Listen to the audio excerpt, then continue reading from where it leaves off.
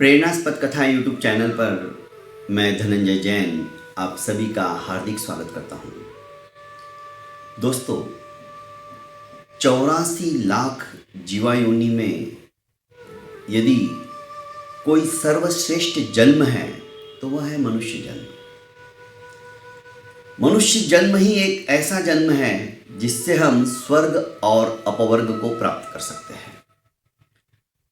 बाकी अनंत अनंत योनियों में भटकने के पश्चात भी अरे देवता भी इस मनुष्य जन्म को पाने के लिए तरसते हैं। वो भी आकांक्षा करते हैं कि मैं कब मनुष्य जन्म को प्राप्त करूं।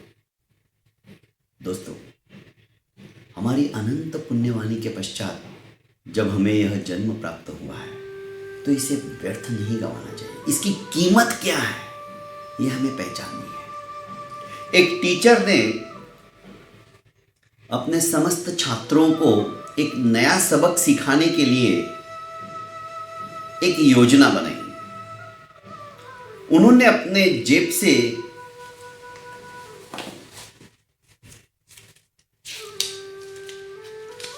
₹50 का नोट निकाला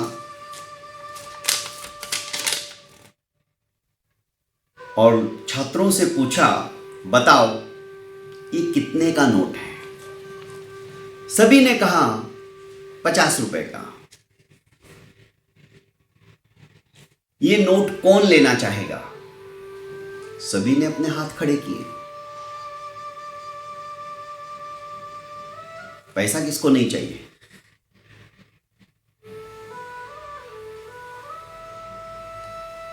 उन टीचर ने उस नोट को अपने हाथ से बुरी तरह से मसला।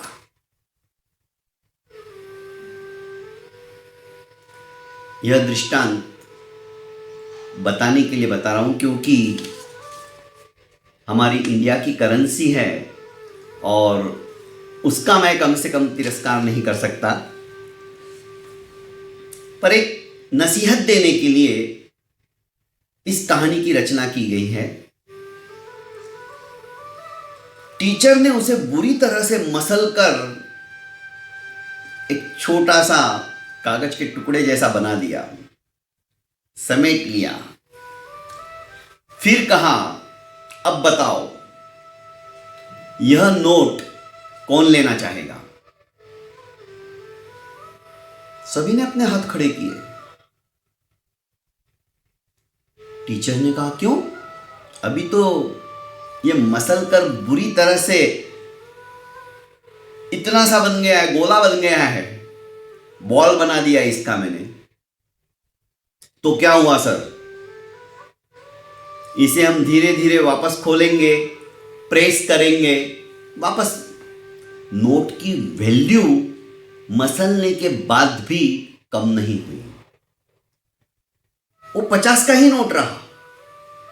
बाजार के अंदर यदि कुछ खरीदने जाएंगे तो 50 रुपए के बदले में हमें कोई ना कोई चीज मिलेगी, छात्रों ने कहा। उसके पश्चात टीचर ने बुरी तरह से उस नोट को धूल मिट्टी से मसलकर फिर से नीचे की ओर फेंका और रगड़ा और फिर उठाकर बताया, अब कौन लेना चाहेगा? सभी ने कहा कि टीचर, यह नोट अभी भी उतनी ही वैल्यू रखता है।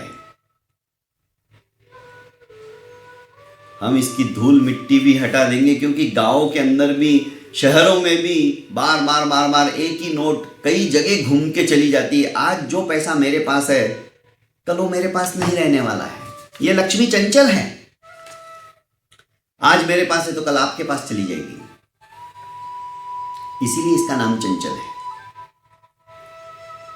तो कई नोटें गंदी भी होती है, खराब होती है, तो क्या उनकी वैल्यू खत्म हो जाती है?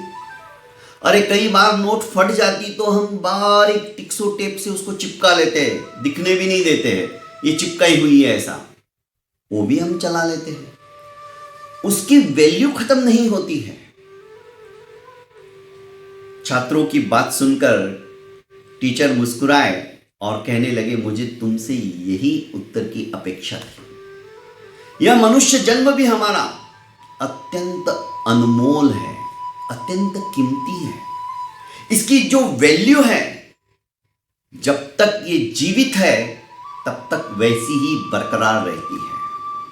मरने के पश्चात इस शरीर की कोई वैल्यू नहीं है, क्योंकि जब तक शरीर में आत्मा है तभी तक इसका आदर है, सत्कार है, सम्मान है। आइए, पधारिए, बैठिए, खाइए, पिए, सारी बातें होती हैं।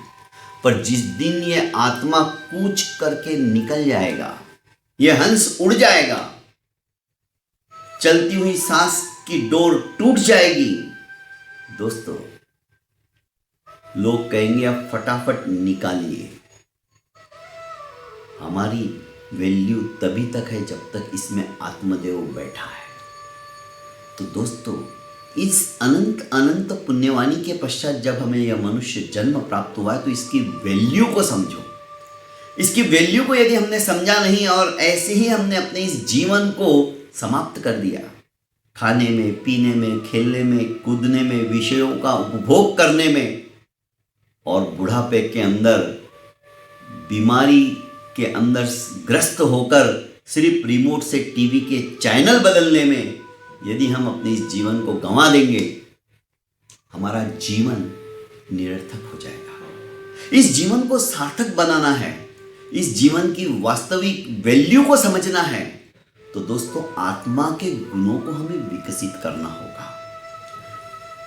चाहे कितनी भी धूल मिट्टी आने दो, संघर्षों की, तकलीफों की, दुखों की, पर इसकी वैल्यू खत्म मत होने दो, क्योंकि इसमें आत्मदेव बैठा है।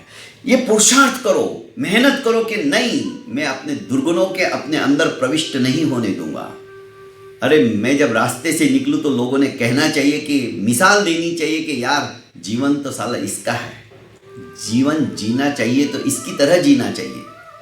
लोग हमें देखकर प्रेरित हो, इस तरह का यदि हमारा जीवन बन जाए ना दोस्तों, समझ लो हमारा जीवन सफल हो जाएगा।